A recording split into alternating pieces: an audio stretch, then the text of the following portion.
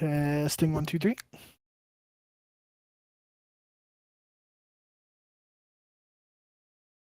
Twitch sounds good. No, check YouTube.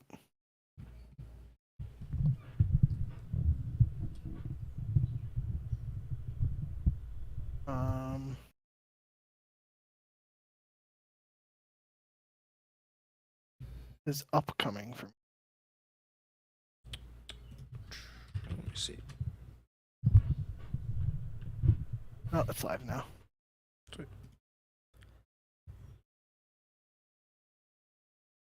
I guess that one just takes a little bit longer.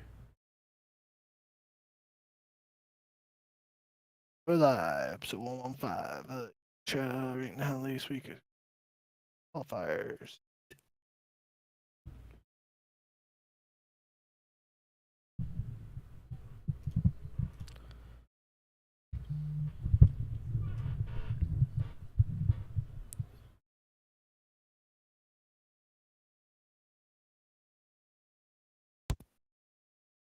The hell was that? What? My headphones popped or something. Uh-oh. They were good. Did lose power about 2 hours ago, but I don't think it's raining right now, so hopefully we get through it uninterrupted. We'll see. We'll see how it goes. Never guarantee. Fucking earbuds. All right, you ready to get started? Yeah. Hello and welcome to episode 115 of the Ego Chall Podcast. My name is Preston Byers, and as always, I'm joined by my co-host Justin Binkowski. And on today's episode, we're talking week 3 of Major 3 qualifiers of the Call of Duty League. We have a roster change, and it seems like it could be an impactful one, even though neither one of us was expecting it, and I don't think either one of us was really expecting it to be very impactful at all. And then we'll get to our predictions at the end of the show. I think this one will be a little bit quicker because there wasn't really a ton of news after we had a long show last week talking about kind of the very future of the CDL. We don't really have that this week. It was more low key. But before we get to any of that, how are you doing, Bink? I'm doing well.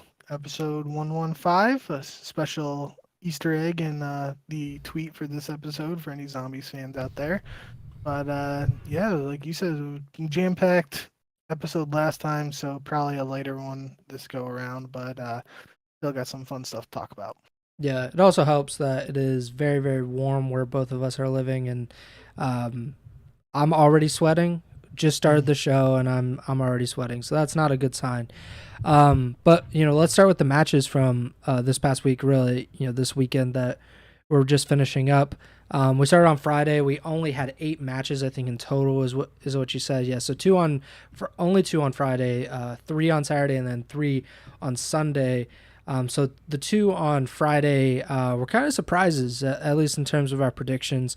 The 2 matches were Carolina versus LAT and LAG versus Minnesota. We both got these matches wrong. We both picked Carolina to beat LAT. LAT ends up winning this series 3-2. They win the hard points, and then obviously Game 5 to win this series.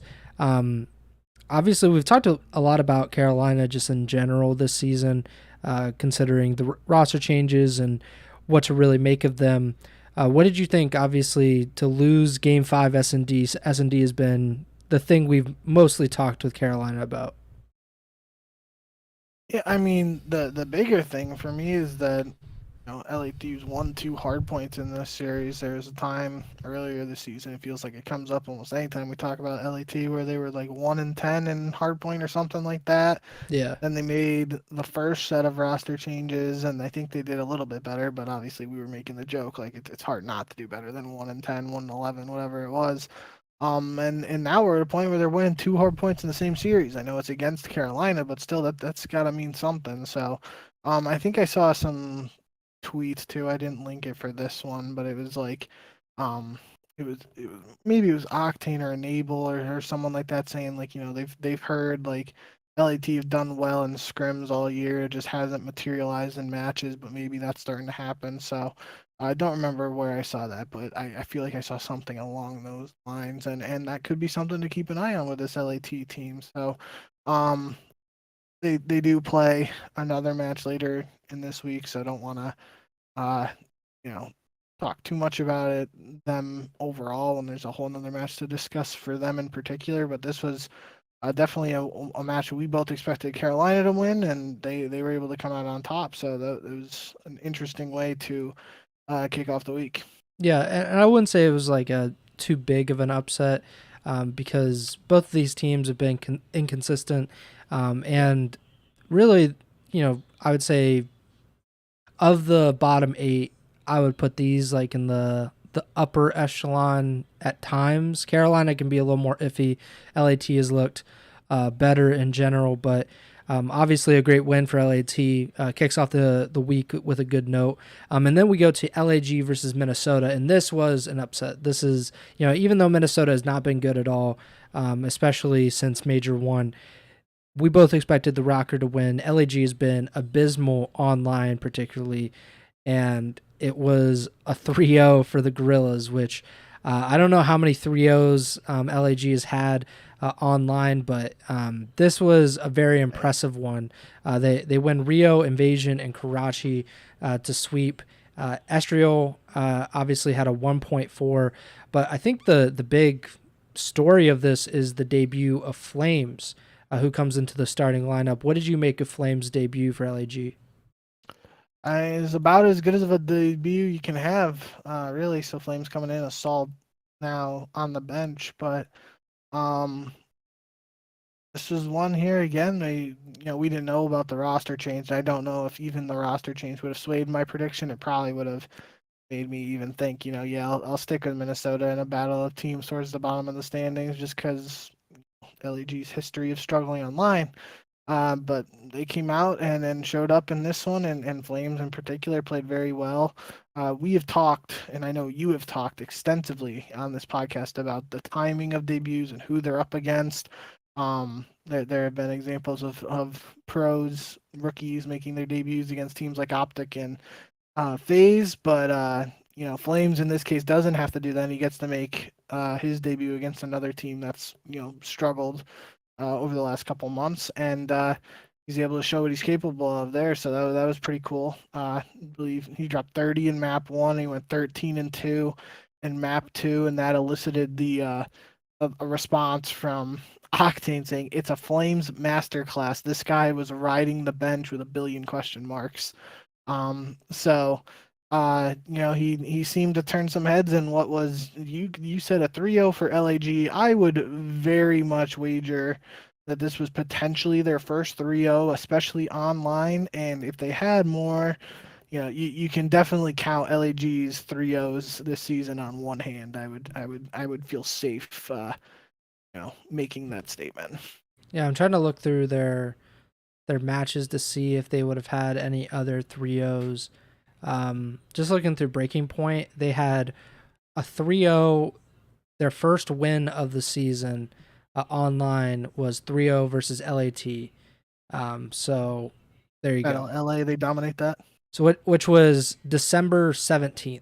So if you're following along at home. So obviously been a while. LAG has been possibly the worst online team so far this year. I think they've gotten almost like 90% of their points on LAN, which obviously it's kind of worked out for them relative to someone like the Breach, who have really done neither of those things. And let's talk about the Breach, because they kicked off Saturday against LAG, and like pretty much all of the Breach's matches so far in this stage at least, they went to a game 5, and like most Breach matches, they lost in the game 5. So one, LAG 2-0 on the week, which is ridiculous. And then another is Boston losing another game 5. Which of those is the bigger storyline, or something we should keep watching out for? I mean, both in my eyes, but obviously I feel like you got to lean towards LAG going 2-0. This was essentially heading into this set of qualifiers, a team that you were basically writing off as maybe a one-win team online. Mm. In this set of qualifiers. So for them to pick up 2 in the same week, now there has to be the caveat thrown in there too that these 2 wins are against Minnesota and Boston, who are also teams that have been struggling. It's not like they beat Atlanta and Optic Yeah. or some of the top teams. But as I always say, you can only beat the team or play the team put in front of you. And they took care of business. And there's been extensive talk over the years about the honeymoon phase and all that. So we'll have to wait and see, get a larger sample size of this new LAG roster, but obviously, 2-0 week for them with the new squad is the best potential outcome there for them. On the Boston front, they did win both hard points in this series, but they did lose both searches, and they are now 0-6 in search and destroy since making the roster changes that saw them move on from Slasher and Asim. So that's definitely something to keep an eye on. And I did want to, I could be off in saying this, but map 4 in this series for Boston was it was just a couple points, not as big of a blowout as map 1, but 251-74 on 6-star.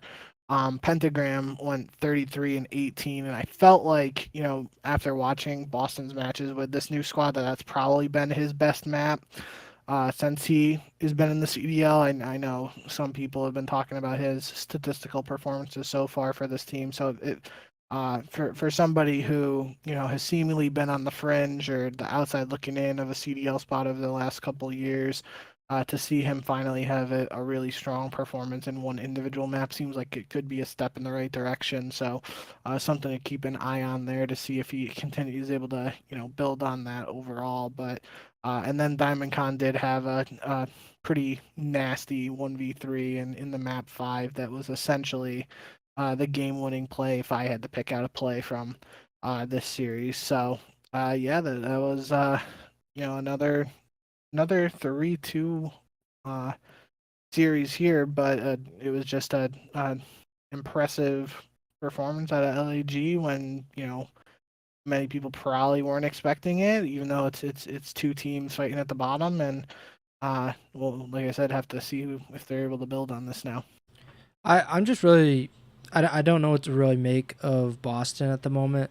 LAG, I'm just going to kind of wait and see because, week to week it can kind of change. We saw that really with Miami earlier in the season where they looked like an unstoppable team and then they looked very vulnerable the very next week. So I'm going to wait and see on LAG. But with Boston, like you mentioned, 0-6 in S&D since dropping Asim and Slasher. Obviously not great. Half of those have been round 11 losses. They had a round 11 loss on Karachi to Miami in game 2, a round 11 6-star S&D loss to Minnesota in game 5, and then obviously round 11 Rio S&D loss to LAG in this series. So half of their S&D losses have come in round 11. They're 6-3 in Respawn since making that roster change. Obviously, as one knows, S&D wins championships, and it is not, going 0-6, probably not going to be great for your long-term success, and it is kind of borne out with how Boston has played, losing 3 consecutive game 5s since this roster change. Actually 4 consecutive in total because they lost in game 5 to Minnesota to finish Major 2. So it's been a weird stretch for Boston, who has now lost 5 consecutive matches and lost 8 of their last 9.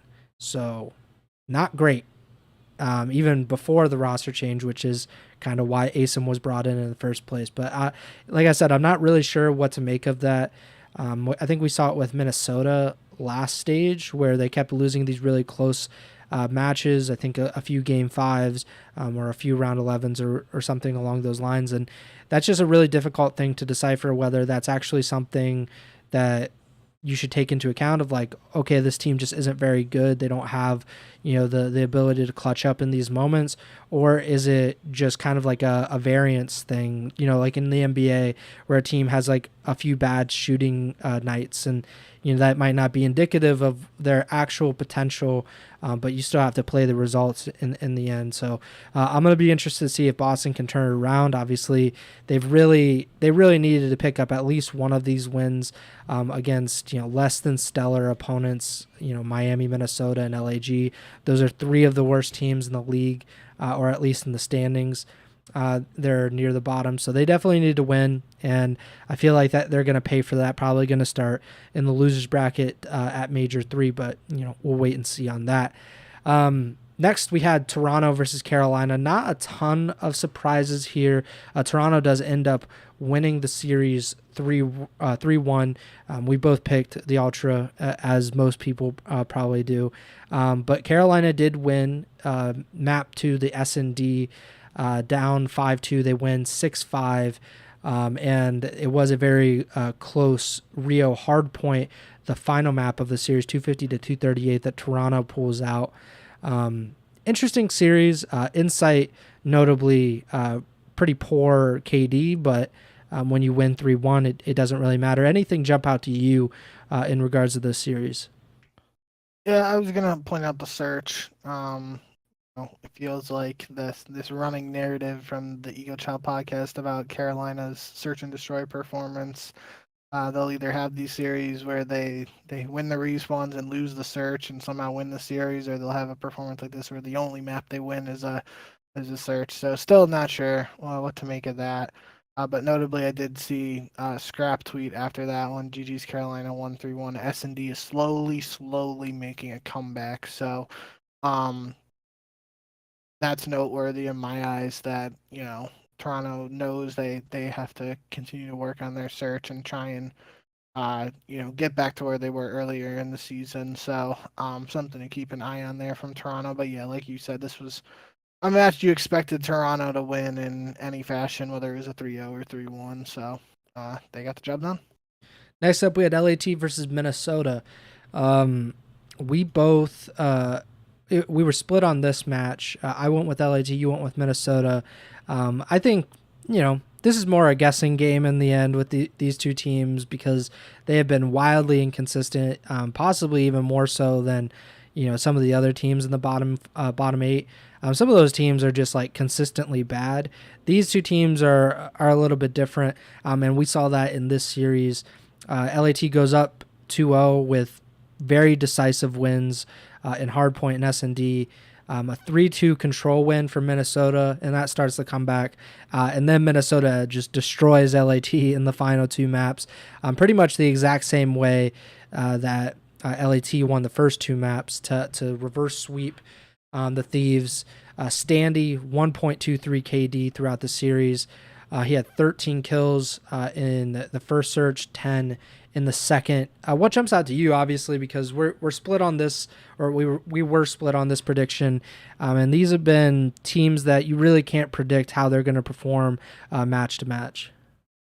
Yeah, I mean, I was writing the notes as I was watching this one, and after those first two maps and the start of the control, I was literally starting to type in our notes like I was gonna bring it up like, is Minnesota the worst team in the league at this point? And then they have the ridiculous offensive win on invasion control in round 5 to kickstart the reverse sweep.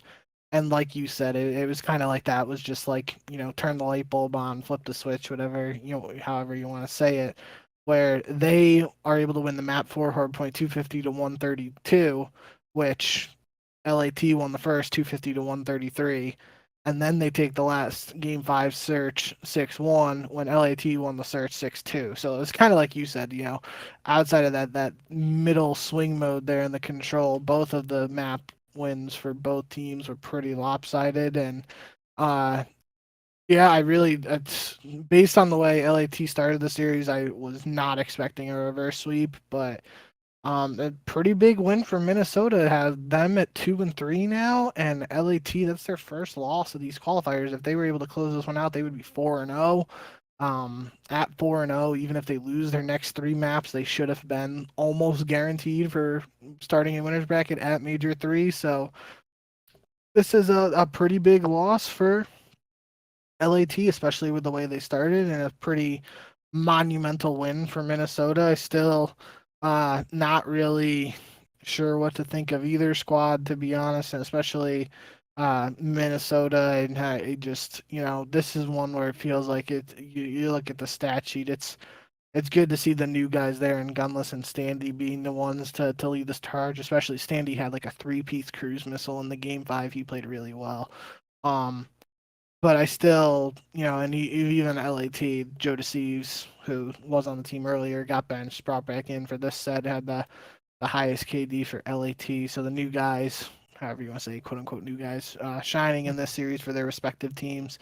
But still not quite sure whether this really changes my mindset of either squad. It's one where it's gonna kind of, cause some doubts about potentially LAT going up against these bottom 8 teams, and then Minnesota. Is this the catalyst that can kind of, get them going in the right direction? We'll have to wait and see on both squads. But obviously, anytime you're able to pick up a win in these qualifiers is a good one, let alone a reverse sweep where you were, seemingly seconds away from being swept yourself, and you're able to flip the script there. So definitely, if you didn't watch this match, it was kind of a low-key banger, so check it out. I think it was Ben Nissim. I think he tweeted something about it might have been during this series or it was after Minnesota's first loss of the week. He said something along the lines like, it looks like Minnesota's, change to go with Standy isn't working out. And then obviously they turn it around mid-series and end up winning this match. But I think that's just kind of like the Minnesota and to a different extent the LAT experience. Like neither of these two teams have been consistent. They're also both in a sense kind of rehabilitating players and also looking at rookies, right? Or I don't know if LAT, if they have actually any rookies, but they have a lot of young guys that haven't had a ton of CDL experience, where Minnesota actually is like they're trying to go with Standy, who already left Minnesota once, has been on a few teams since then, and is now back. Gunless, the same kind of deal where he was out of the CDL for years actually. I think the last time would have been LAG in like 21 or 22. So this is the first time in a few years that he's there. So Minnesota is in a weird spot where they're really trying to try new and old things at once. And it's kind of the results seem like that's something that it might work sometimes, it might not other times. And this is just one of those series where it wasn't working until it was, and Minnesota ends up pulling out this series. And like you said, now they're 2-3 in the qualifiers, which 2 wins seems like that, kind of the absolute minimum to get a winner's bracket spot. I think 3 almost guarantees you at this point, but I would say that Minnesota is probably in a really, really good position to get a winner's bracket spot, which is the most important thing for them, because if they could just get another chance to win a match at the major, that can go a long way for the points and the standings, and helping them kind of stay out of that bottom 4, which is really the biggest goal for these bottom 8 teams, is just not to be 9 through 12 at this point, because everybody is they're kind of cannibals at this point. They're just eating each other, and no one is really getting out and maintaining a lead over the rest. So it's been very, very interesting to see, especially these two teams play each other. But then we go to Sunday, more cannibalization or whatever. And I don't know, like we're going to have a talk about Vegas probably in a little bit. We're going to give them more than 2 matches, but these 2 matches, since making the roster change, bringing in ASIM, have been atrocious. They lose 3-0 to Seattle to kick off Sunday. And now Vegas, in the 2 matches that ASIM has played, they are 0-6 in map count, obviously 0-2 in match count. And they have, just been really kind of atrocious. Like you can expect it in that first match last week. They played Optic. Optic is, the second best, probably at worst 3rd best team in the league right now. You kind of expect that they're going to lose. Seattle, on the other hand, that is a different beast, but maybe we need to give more credit to Seattle. I want to hear what your thoughts on that. Is this, is it more Seattle winning? Should we be talking about how good the Surge are now that they've kind of rebuilt their roster? Or is this Vegas kind of being Vegas, the classic Legion that we've come to know and despise? I think you have to give some amount of credit to Seattle, especially, building off that win last week over New York, and they won two matches. No, they lost to Optic, but they did beat New York. Um, And then they beat so Carolina to start the qualifiers. okay, that's what I was thinking of. So yeah, um, yeah, I think you have to give some credit to Seattle there, just in terms of bringing in someone. I think, I didn't listen to the full post match interview, but I caught like a glimpse of it. They were talking to Brezzy after the match today, and he was seemingly like saying like a lot of people might not have known in the past, but he's always preferred to be a flex, and he's allowed to be a flex now, and they have a Booza on his desired role of the main AR, and then they got Dak and Hook running the subs, running around really. So it's interesting that this is potentially what it took for Seattle to turn the tides, for no pun intended. But yeah, I just think Vegas too, like, my head's all messed up and in a weird spot right now. I don't know how much credit to give to Seattle, or how much, needs to be taken away in terms of Vegas's downturn, for lack of a better term, since they made the roster change. I still think Vegas has potential, and I obviously have sung Asim's praises enough times on this show. So, maybe it's just a chemistry thing. They have to figure some things out.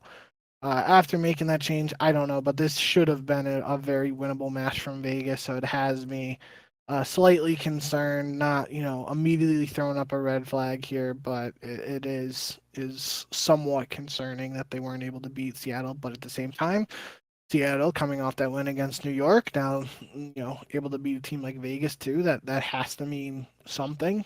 And we'll just have to see how they're able to continue to grow as a squad here. But definitely seemingly feels like, I think Ali made a joke on the desk too. It feels like 04 always has a cruise missile in every search or every series, and he had another strong search here with 13 kills. And then the Seattle wins a control when they notably had very, very noticeable struggles in control throughout this season so far. So it's always tough, especially in these weeks where these teams are only playing once. It's tough to gauge how much the teams are really improving or not improving, and all that. But it's a good win for Seattle. We'll just have to keep our eyes on both these squads to see what they do next. I'm just really interested because if Seattle does end up kind of turning the season around, and Abuza kind of keeps performing, decently well, like he had a very good control map, 23 and 18, and it would really just start to make me question Seattle's roster construction in the first place, to have him move out of position and out of role, when that was actually a major complaint of the people that, in the EU Challenger scene. I remember when he got signed to Seattle, people were like, this actually makes no sense, because it's not that he isn't good, it's that he won't be playing the role that he's been used to. And that really was shown through the early part of the season, especially after Illy departed the roster, that it just didn't make sense what was happening.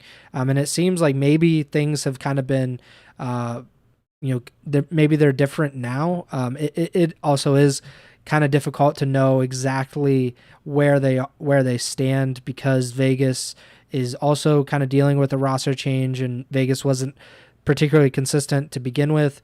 New York is, I have no idea what to make of New York at really any given moment, despite how strong that roster is on paper. Obviously they lost to Optic, and then they beat Carolina, who, obviously is not a great opponent either. So it's a weird thing, but when you're in the bottom 8, like we've been saying, it's important to win these matches.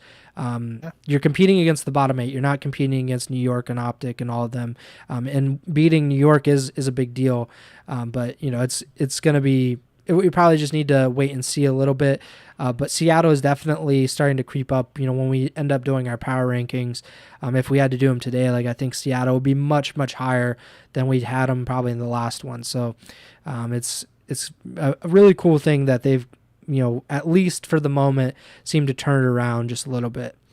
And I will just piggyback off of what you were mentioning on Abuza at the start of the season. That was 100% that obviously we don't have our eyes and ears on the challenger scene as much as some other people or as much as we may have in the past. But that was definitely one thing when the roster was originally reported of Arcides, Hook, Illy, Abuza. There were a lot of questions about the second sub, and it seemingly was reported that Abuza was going to run that second sub. A lot of questions came out about that, and I honestly think that just because of the way this game plays, the meta and the maps at the start of the game, where there were a lot of 3 AR maps, that we never really had to address that as immediately as we might have in a different title or different maps that might have needed, like, let's just say 3 subs. There were a lot of 3 ACR maps at the start here, and that kind of benefited, guys like Arcides, Illy, and Abuza. They were able to do it. Then Hook was just running around with a sub. That works out. But at a different meta, some of these problems that they potentially could have been facing from a role standpoint might have reared their ugly heads even earlier than they did. But now it's seemingly just, especially based on that post-game interview with Brezzy, seems like the guys on Seattle now are comfortable in their current roles, and that could be a huge step in the right direction and be what allows them to grow into, like you said. Obviously they did beat New York, so you can't say you're not competing against those teams, but really at just this point you got to try and aim for that 5th through 8th spot if you want to be at champs, and these wins are important. So if you're able to get comfortable in your roles at this point in the season and build on that for the rest of Major 3 here and just one more major after that, it's about as close as potentially hitting your stride in the late season as you really can. So we'll have to keep on seeing, but it's potentially a good sign for any Surge fans out there. One last thing I'll say about the Surge is that their roster right now is a weird one, and not like weird in a bad way, but 04 Abuza and Brezzy had never played in the CDL before this season. And Hook had been kind of like bouncing around teams trying to figure out like a place, really since the Empire, like a place where he can actually call home. So maybe this is the kind of the best possible scenario, because obviously they had that a little bit with Arcides and Illy in the roster, but I feel like they were much more established players than, obviously 04 Abuza and Brezzy in the CDL. And Illy, obviously that situation is just kind of weird by itself. But I just think like they don't have like necessarily the habits of like, this is what we expect of like CDL players. Like they don't really have that kind of experience. So maybe that is sort of helping, like they're more open to it. And obviously I'm spitballing, I'm speculating on it, but it just seems like this is a different roster, kind of like LAG in a way, where there's not a ton of experience, at least at the CDL level. And maybe that does help in not making like too big of a moment of it. And Hook, because he doesn't have like as much CDL experience as you would probably think, just because he's kind of, been moving team to team, and he's had to kind of get used to new systems and new players. So maybe it's kind of helped that he's been the key piece to stay, because they've kind of been shuffling players in and out, trying to figure out what to really do with this roster. So I just think it's really cool that they've done this, and I'm very happy for Seattle, because it was a mess earlier in the season, and at least so far in the Major 2 or Major 3 qualifiers, it's gone remarkably better. Next match on Sunday was Optic versus Miami. I don't think there was a ton to talk about. Obviously, the Florida curse is dead. There is no Florida curse anymore, no Miami curse. Optic wins this 3-1. They do drop High Rise S&D 6-5, and I believe someone tweeted that Optic are now like 1-4, 1-5 on High Rise search this season. So that could be, I think it might have been Ben, or it was somebody saying like, should they consider starting to veto high rise search? But that's obviously something They to consider. they got a good analyst there in JP, so I wouldn't be surprised if they were viewing this match as an opportunity to try and Yeah. uh, improve their map pool and prove in that map in particular if they know they've struggled throughout the season. But yeah, like you said, this uh, pretty simple series. One you expect Optic to win, and they come out and take care of business. They do lose the high rise search, like you said, 6-5. Vickle getting a 1v5 in or 1v5 1v two in the round 11 to close out the 6-5 win. That's He where the took 5 out came he from. took out Karma as well. And it was what Kenny like called in a cruise missile, and Vickle was like able to get into like the little elevator and stay alive somehow, and then he was able to get the final kill on Kenny after that. So it was kind of a wild ending to that one. That obviously, if Kenny's able to clutch up there, then probably looking at a 3-0. But nonetheless, yeah, this is probably, I know I've said it enough times on this podcast over the years that, any series where Optic wins 3-1 and they win the 3 respawns and lose the search, that's an Optic classic from the dynasty days in my eyes. So nothing really to expand on there other than, like you said, the Florida/Miami curse seemingly is fully dead at this point. Yeah, if they can outslay and then just win respawns, like that's classic Optic. That's what we've come to expect. Um, yeah, I don't really have too much on that. Miami, it's just been a tough schedule for them since Real Yeah. came in. Uh, Nothing they can really do. They do have a win, so that's always good, courtesy of Boston. So that's nice. But yeah, Optic moves to 3-1, Miami to 1-3, and then we move to the final match on the weekend: New York versus Atlanta, finishing out with another match between the top four. I think we had Atlanta versus Toronto last week, Yeah, and I think maybe Atlanta versus Optic, maybe week one.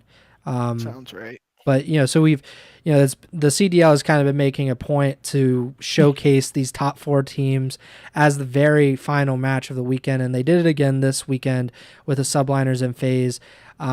It wasn't the most competitive series, considering FaZe is just kind of like dominating everyone.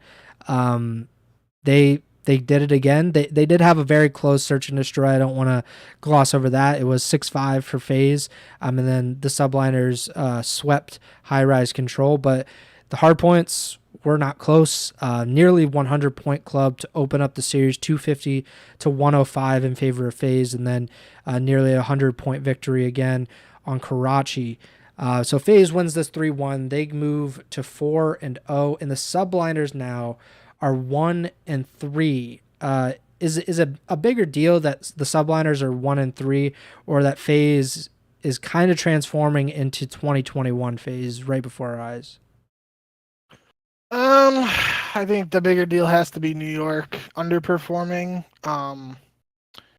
But yeah, obviously FaZe is said it last episode and or maybe the episode before. I'm not ready to say FaZe has hit final form yet, but they're about as close to potentially their top level as they've been in a while. So that's scary. I mean, literally map one of this series, they were up like 50 to whatever through like 2 hills, and they were already shooting New York's bodies. Like there was one, I think it was a BZ, literally like got a kill, and there was another guy on New York behind him, and in my eyes, it looked like he just like kept on shooting the New York guy's body instead of potentially moving the cursor up a little bit to try and get the 2 piece.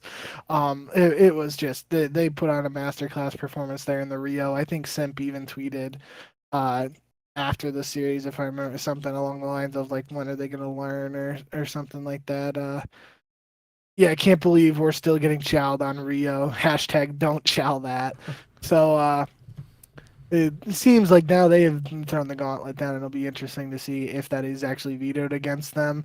Because a team like FaZe, as good as they have been in recent months, if you have a map that you have to veto against them, that especially if you're not super comfortable with your map set or as comfortable as FaZe seemingly is, like that can almost like if you have to go into that series and you have to veto Rio Hardpoint, like if you have a map that you're like, I'm not really sure, but they're just so good at Rio, we have to get rid of it, then you can potentially play them on that other map, and then you're just going to lose anyway. So really could play some mind games in the veto system before you're literally on the server getting your body shot. So um that's going to be something I'm going to be keeping an eye on. Probably is one of those weird stats that I always fascinate myself with somehow. But nonetheless, yeah, like you said, the search was close. Came down to another round 11. Did we have? Oh no, the Seattle search was 6-4. We almost had three 6-5 searches today, one round short. But the control was noteworthy to me. A 3-0 performance out of New York, and I believe, if I remember correctly, Atlanta started on offense, and I don't think they captured either zone, or if they did, they only got one zone in the two offenses. It was kind of like a very clean performance out of New York. And that kind of got me thinking. And even the start of Karachi, it felt like map 4 was a little bit closer than obviously Atlanta pulls away in the end. But I was just like, I was a little confused, especially mostly thinking about the first map, like just, literally FaZe shooting bodies right at the start of the map, like, what's going on here? But obviously they're able to close it out, get the win in the end. So, just another strong performance out of the boys, and yeah, it can't really, outside of that 3-0 in control, that seemed a little weird from me. Other than that, they took care of business here, and now, like you said, yeah, like New York at 1-3. I guess I can just scroll down here and look at their schedule for next week. So this next week they play Miami and Vegas, especially the way Vegas has played lately. Those are two matches that New York seemingly has to win, and if they don't win, then we're gonna have a very serious conversation next week about what's going on there, and if there's any red flags being thrown there, or what's going on. But those are definitely two matches you expect New York to win. But yeah, I mean, at 1-3 now with three matches left to go, and those two matches you almost have to win both to put yourself at 3-3 and in a good spot to start in winners bracket. Because if they don't start in winners bracket, that's really gonna, throw a wrench in the major 3 bracket in the seedings, because that could have a big impact there on the matchups and stuff. And then seemingly, you expect a team like New York to show up on LAN even if they're starting in the losers bracket, and then they play a team like Boston or Minnesota first match in losers bracket. They're basically, well, they wouldn't play because they wouldn't start winners, but you know what I mean. You would expect New York to face a lower ranked opponent in the standings first match if they start in the loser bracket, and that could basically just end that team's tournament right there. So, tough qualifier so far for them, but they definitely have a very good opportunity this upcoming week to turn things around, and I am expecting them to do so. And if they don't, we'll have to talk about that then if it comes to that. Yeah, I mean, if they don't, then like roster change seems almost inevitable. Like I know, I don't know what you do. Yeah, I mean, this is kind of what was it, the optic dilemma from last year, where we like the roster is about as good as you can probably get, and if you can't perform, then I mean the obvious answer would be Sib out because he was the newest guy in, which is kind of like the Atlanta FaZe, solution was, okay, Slasher was in, we didn't achieve our goals, who's out? Okay, Slasher again. That really is like the only thing. I mean, really, if they're gonna make a roster change, obviously we're not. A lot of things have to continue to keep going wrong, I think, until New York would get to that point. But if they did, I wouldn't be shocked if they targeted like a player already on a CDL team. Like not saying Gwen in particular, but like someone like Gwen who has shown like to have a lot of talent. Maybe they can buy him out of his contract. Carolina, the organization, whatever, Infinite Reality, they're like, oh, that's quite a bit of money that this team is offering us for a player. We're having a pretty bad season. Let's sell him. Something like that. Maybe we get in that situation like Pred was in last year, where a team is like, well, should we part ways with this guy because we're kind of teetering or whatever. I think that's an interesting potential scenario, but again, they have to really keep sliding this way for it to even become reality at that point. But I did want to talk about FaZe because they have been absolutely dominant. So they have now won 8 straight matches in the CDL, all 4 matches at Major 2, including a best of 7 series against Optic in the grand finals. In their last 6 matches, none of them have went to a game 5. They went to game 5s against LAT and New York in their first 2 matches of Major 2. And have since then, no team has won at more than 1 map in a series, including that 4-1 win in the grand finals against Optic. Their last loss in the CDL, Atlanta FaZe, the Los Angeles Guerrillas, a 3-2 loss back on March 17th. So we have now gone about 6 weeks since the last Atlanta FaZe loss. And FaZe has won 13 of their last 15 matches. And that's since they lost to the Toronto Ultra at Major 1. So they lost 2 matches to Toronto at Major 1. They have lost 2 matches since then. So that is 3 months exactly now that they have lost 2 matches in. It does seem like this is the Atlanta FaZe that we saw in 2021, where they absolutely obliterated teams. They're kind of, obviously they can be caught theoretically in the standings, but they're kind of running away with the standings as well. This season, they are 23-4 in match count.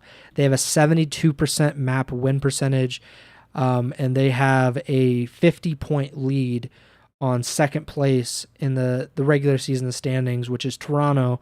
And Toronto is, who knows how consistent they're going to be over the next few weeks or next month. So FaZe has a very good chance of increasing that lead, which would essentially, that you only get 100 points for getting first at a major. It's very likely FaZe is not going to fall like in that bottom 8, top 6 area.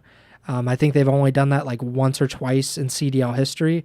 So it's going to be hard for any team to really catch up with them unless FaZe just has an abysmal major performance, which doesn't typically happen. So I don't know if you had anything on that, because I've just been really impressed. Every single week it seems like I'm like, all right, maybe this is like the best team like definitively over the last few years, because no other team really seems like they've dominated in the CDL like FaZe has in 2021 until probably now. Yeah, like I said, they definitely, in my eyes at least, if they aren't at final form yet, which I don't think they are, which is definitely a scary sentiment on its own. They're about as close as they're gonna be before you can probably get there. And I think if they have a flawless run through these qualifiers and they win Major 3, then it's basically just a 1-team race at that point, and everybody else is seemingly going to be fighting for second. So, yeah, I really, it's got to be something for the rest of the league. They're just like, what can we even do? So I really don't have much beyond that. It's just that core 3 there of Simpa, BZ, and Cell been doing it together for the last few years, and I think a lot of some long-term fans like us look back on the Cole dynasty, and more recent fans are it's not even that recent really, but the Optic dynasty too, and in an era now where there aren't as many quote-unquote major tournaments and that thing, the longevity that these guys are able to do it on a consistent basis, even when they have some hiccups along the way, you still expect them to be there competing for a title on Sundays. It's really impressive, and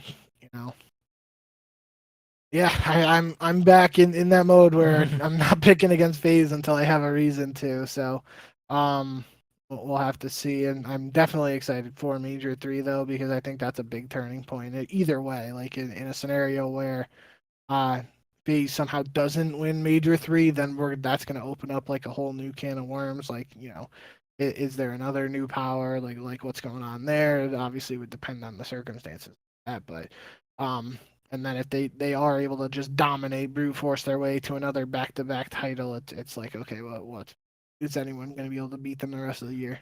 Yeah, I would say, granted that it's back in the day, it was a lot more unpredictable. The path to a championship was a little bit murkier just because of the way that you had to go about it. You had to go through group play, then you had to go through bracket play. So like just in terms of length, that made it a little more. I wouldn't say difficult necessarily, because it wasn't like the consistency of your opponents or the quality of your opponents was necessarily any higher than it is now. I would actually say like FaZe plays, at least on a consistent basis. They're playing Toronto, New York, and Optic, like some variation of those opponents en route to a championship, where that might not be the case for some of those other teams, back in like the CWL, or even like before then, like in the MLG days. You could play like Tainted Minds or something in the first round of the bracket. It's like, okay, like you're probably going to win. You play E6, etc. That being said, like I think FaZe, and I've been watching since Frico became like, at least the predominant team at that time, and then obviously Complexity. So I've been watching since then. FaZe feels by far the most inevitable of any of those teams, of the Cole Dynasty, the Optic Dynasty. Like this, granted, FaZe has had like a different, really like, I would just say Celium, Simp, and Abizi, because they've been the consistent parts of that.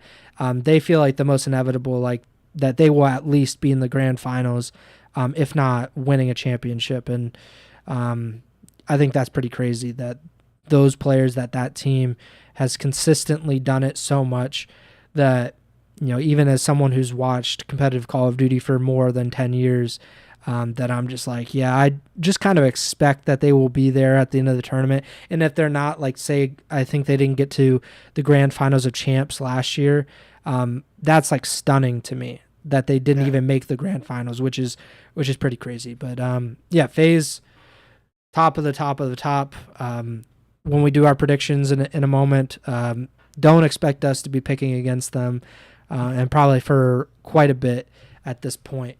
So pick them. You are 96-49 on the season. You went 5-3 this past week. I had probably my worst week of the season, 3-5. A pretty unpredictable week in general, because we had quite a few of the bottom 8 playing against each other, which is always not great for predictability. But then Tremor's down at 0-1, so at least I'm not in last place. Yeah. So now we move to the 4th week of the Major 3 qualifiers. We're almost done. Not quite, but we're almost there. And then we'll get to actually see LAN play again. But starting on Friday, May 3rd, we're already into May. 3 matches on Friday, starting with Miami versus New York. I mean, if New York loses, then the world is ending, the sky is falling, and Miami is winning champs. But I'm going to go with the Subliners. Yeah, I'm going to go with New York too. I already said it. It's a do or die week for New York. Optic versus Boston. Considering Boston has not won a single match, and Optic has only lost to FaZe really over the last month and a half, I'm going to go out with Optic. Yep, they can Optic too. And the final match on Friday, Vegas versus Atlanta. As we just said, I think we're both going to be going with FaZe. Yep, FaZe up. Saturday, May 5th, we have 3 matches as well, starting with Vegas versus New York, which I think is a little more interesting of a matchup for New York, considering the Legion have just looked way better than Miami at certain points this season. Right now, they have not looked better than Miami, and I'm going to go with New York for that reason. Me too. Atlanta versus Carolina, going to go with Atlanta. Yep. and Optic versus LAG. Despite LAG trying to shed their online Guerrillas form, I cannot pick them. Hey, we didn't pick them last week. I don't think we really should pick them this week. So, Optic. I picked them against Boston at least, but no, this is the one when I was going through these. It seemed like it was going to be all chalk for us for these first 2 days of next week, and this was really the only one where I was like, do I really want to pick an upset and just fully go on the Guerrillas bandwagon? But that has only proved to not work well for you in the past, so I'm not going to do it here. But I am excited to see, obviously, like we said, 2-0 week for LAG this week against not great teams. This is a matchup where the new roster will really be put to the test. If Flames has a really strong performance in this matchup against this squad, that'll be a really big accolade or just achievement. Even if they're able to lose, it'll open some eyes potentially even more to his potential. So I'm going to go with Optic, but this is one I definitely am a little more excited to see than I potentially would have like last week before the roster changes or 2-0 week. Of course. Sunday, May 5th, Cinco de Mayo, starting with Seattle versus Miami. I'm going to go with the Surge, but I'm not 100% bought in on the Surge's reclamation project or reformation. But I'm going to go with the Surge just because they're a little more of a safer pick at this moment than the Heretics. Well, that's what I was going to say. I'm not probably 100% sold on Seattle yet, but against Miami, I'm pretty 99% sold that this is a match they should win. So I'll take Seattle too. So that match and the last match of Sunday are, I think, the most unpredictable, like at least on paper. But they're, again, like, who knows, because New York has not played up to their standard. If LAG actually plays really well, then that might throw a wrench into things. But yeah, we're both going with Seattle. And then next match, Toronto versus Minnesota. I'm still not buying into Minnesota, so I don't care what those last 3 maps of that series against LAT mean. I'm going to go with the Ultra. Yep, taking Toronto.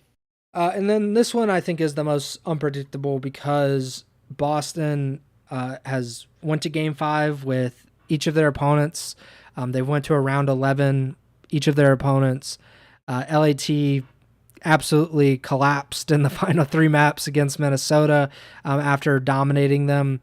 I'm going to go with Boston because Boston is my team this year, and there's a very real chance that they could pull out this series, and I want to be on that bandwagon when it starts taking off. Yeah, I just can't pick Boston at this point, so I'm going to have to go with Thieves. But I definitely agree with you that this and the Seattle-Miami match are very unpredictable. And as you said probably about 20 minutes ago, it seemed like these last 3 weeks, the CDL was purposely putting a banger top 4 match. And they did it again. End the week, and they did not do it in this No, they case. did it again. Boston versus This LAT. is one, it could be a low-key banger that goes Game 5, but it's definitely not going to be the same caliber of COD as you'd expect from Optic versus FaZe or FaZe versus Toronto and all that. So I'll take the Thieves here. Make sure that we have at least one match different between us for pick'em's sake, but definitely not one I'm super comfortable in. But I do gotta say I can't pick Boston at this point. So this is a Crimp revenge game. This is a Pentagram Bowl. This is storylines. The Slasher Bowl. I don't know. Like there's so many storylines here. This is probably the best banger of them all. It might be the most competitive of those matches that we've had to finish a week so far. So we'll wait and see on that. But yeah, that does it for the pick'em. That does it for this week's episode. A little bit shorter, like we said at the top of the show, even though we're pushing up right against an hour, which is a nice, concise Ego Chall Podcast episode. We usually are like an hour 5, hour 10. I think last week was like almost an hour and 30. Probably not going to be doing that a ton during the summer. I don't want to die of dehydration while I'm doing the podcast, but thank you guys for listening or watching. Make sure to subscribe, like the podcast feed, follow the feed wherever you're supporting us. We're on YouTube. We're on Spotify, Apple Podcasts, all that good stuff.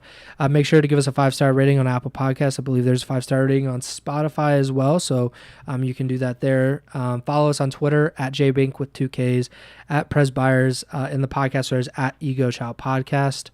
We'll be back sometime next week, probably Sunday for the live show, Monday for the podcast feed. But just make sure to follow the feed or subscribe to the YouTube channel, and you will not miss anything. You'll get it right when we upload it, and you'll be able to enjoy it as we upload it. So thank you guys for listening or watching, and Bink, take it away.